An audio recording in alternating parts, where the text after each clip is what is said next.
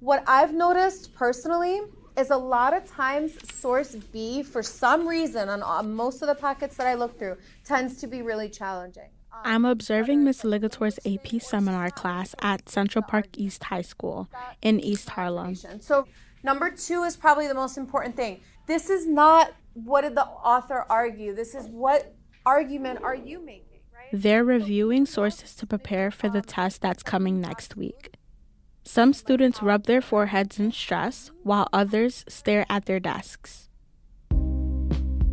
AP or advanced placement courses give high school students the chance to earn college credit, challenge themselves academically, and become a more competitive college applicant.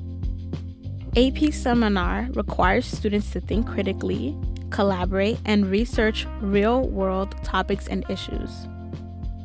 Central Park East High School, or SPES for short, offers 9 AP classes. In New York City, not all public high schools are fortunate enough to have as many. Then again, others offer way more. Based on the neighborhood, demographics, and school size, schools receive different amounts of funding and resources that impact the amount of AP classes they can offer. For example, the Heritage School, a sister school that shares the same sports program with my school, only offers 4 AP classes. Meanwhile, Townsend Harris in Queens offers 22. Why is that? And what impact does this disparity have on kids at those schools? My name is Christina Aja, and I'm a sophomore at Central Park East High School. You're listening to the Miseducation podcast, Season 7, Questioning the Status Quo. This is the AP Course Divide.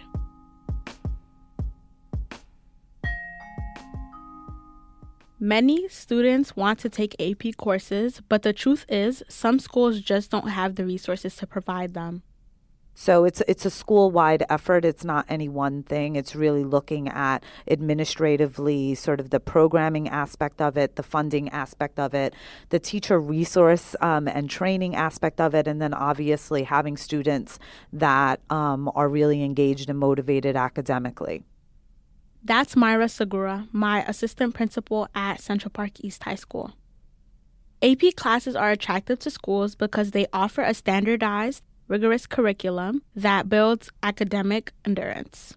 I think that there's an esteem to that, right? Like I take AP classes. I'm like one of the higher academically achieving students. And I think that there's some pride that comes along with that and it builds their confidence. And I think confidence building is huge, especially because we know a lot of our students, when they go to college, they're going to be in environments that um, may affect the positive view that they have of themselves. To offer AP classes successfully, schools have a few important factors to consider: student schedules, funding, getting teachers certified to teach AP classes, and student interest and engagement. Schools across New York City struggle in these areas, which is why the New York City Department of Education stepped in to offer support. When AP for All was offered by the Department of Education, it was something that we jumped on because we recognize the need for more AP offerings for our students. But because we're a small school, it makes it really difficult to figure out how we can fund that type of work. And AP for All supported us in being able to expand our program. AP for All is an initiative that was created under the Bill de Blasio administration. It's managed by the Office of Equity and Access, or OEA, at the New York City Department of Education. This office seeks to address the access and opportunity gaps that exist among historically underserved students. For schools like mine, AP for All was a chance for students to take these advanced classes and tests that would challenge them. And then AP for All happened in 2016 to address the fact that AP courses were still really being offered at screen schools or specialized high schools or smaller schools that had very clear academic pathways for their students. That's Bianca Renee, Senior Director of the AP for All team. But also within the schools that had AP exams, there were students who weren't seeing themselves in those courses. In some of the schools represented in New York City, 70% of the students were Black and brown. Yet in the AP classes, more than 70% of the students were white or Asian. AP for All communicates with members of the school's community to get a sense of what they need, and then they work to provide it. We send money for them to buy books, right? Because some schools, part of it is that they don't have books. We send money to buy like calculators and things for science labs. So just regular resources. AP for All set a goal that students in every New York City high school have access to at least 5 AP classes by 2021. So we were almost there, and then the pandemic happened. When COVID-19 arrived in early 2020, 93% of high schools in New York City offered at least 5 AP courses. Obviously, schools repositioned themselves to attend to things like attendance, because literally schools just couldn't find their students because they're no longer physically coming to the building, those kinds of things. So resources went to technology, attendance, those things. And so we did have a dip. And I don't know what the exact number is the following year, but I want to say it was maybe like 84% as we recovered. So we are seeing an uptick. In 2019, the last COVID unaffected year, out of about 60,000 students who took at least one end-of-year AP exam, half were Black or Hispanic. A significant increase, but still well short of being proportional to the system as a whole. Overall, Black and Hispanic students were less likely to pass AP exams compared to their white and Asian peers, which is significant. Students who don't pass the exam don't receive college credit for the course. Still, research suggests that students who take AP courses in high school are more likely to graduate, go on to college, and earn a degree. That's even if they don't pass the exams. According to my friend Tandy, there's also this benefit. I say the best thing for me is probably everyone wants to be there and they want to learn, and it's very nice being in a space like that. And the teacher's very passionate, so that's nice. But the benefits of AP can also come with costs. I spoke with my friends Dasha and Khadija about the challenges they faced while taking AP classes. The worst thing would be managing your workload with your personal life. That's Khadija. I feel like the worst part was I didn't necessarily feel very prepared. And this is Dasha. I feel like everything that we worked on was very brief, and it wasn't it didn't build up to what the test was actually like. It was all quite different from what we learned in class. Many students who take AP classes admit to feeling a lot of pressure and struggling to maintain high grades. I think there's a lot of fear of failure of disappointing, the staff, disappointing their parents, their family. Ms. Segura, again, my assistant principal. Their mental health sometimes, I think, suffers from it.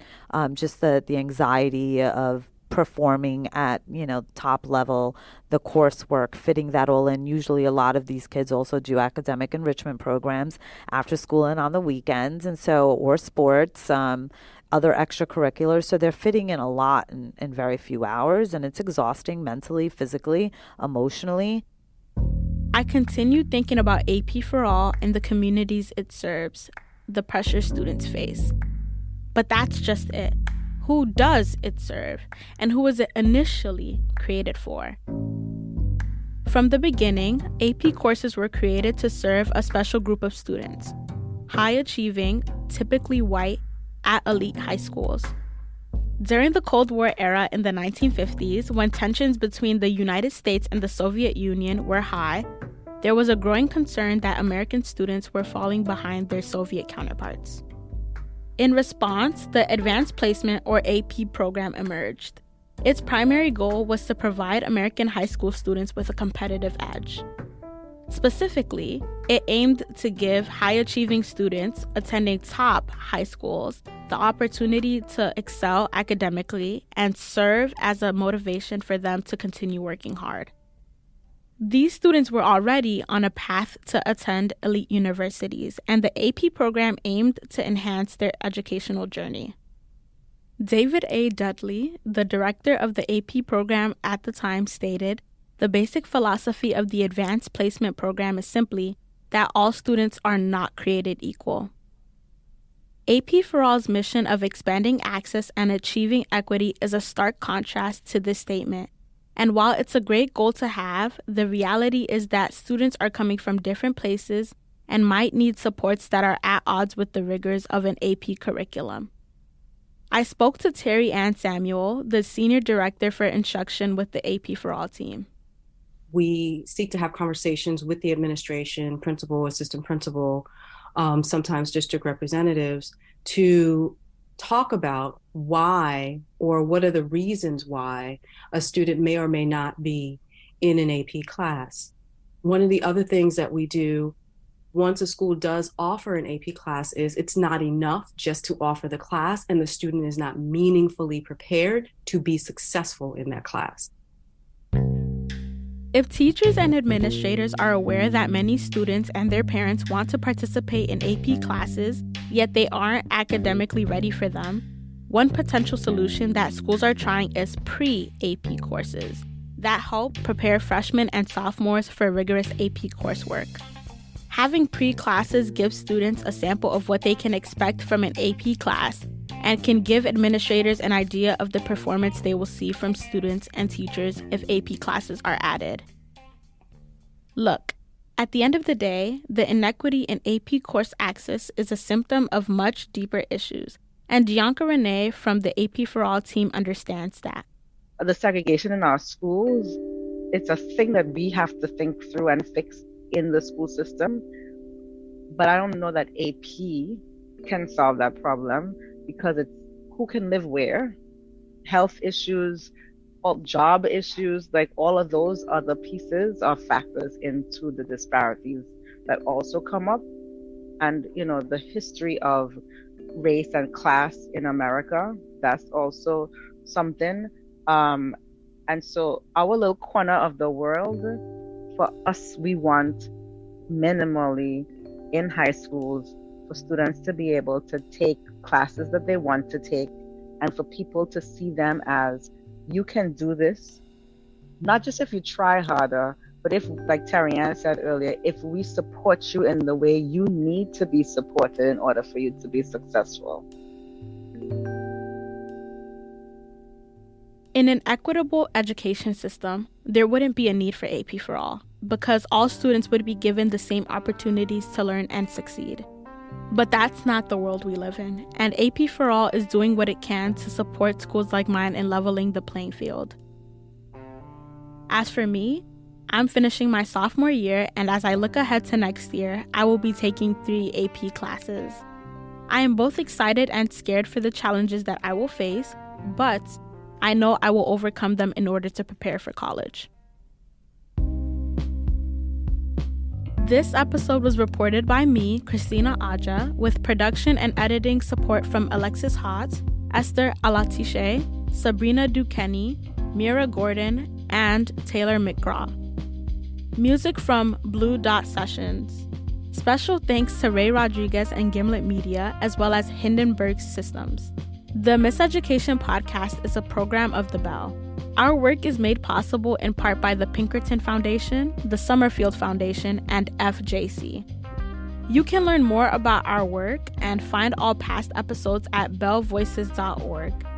If you're listening on a podcast app like Apple or Spotify, please drop us a quick rating and review. And don't forget to follow @Miseducation Pod on Instagram and Twitter. Thank you for listening.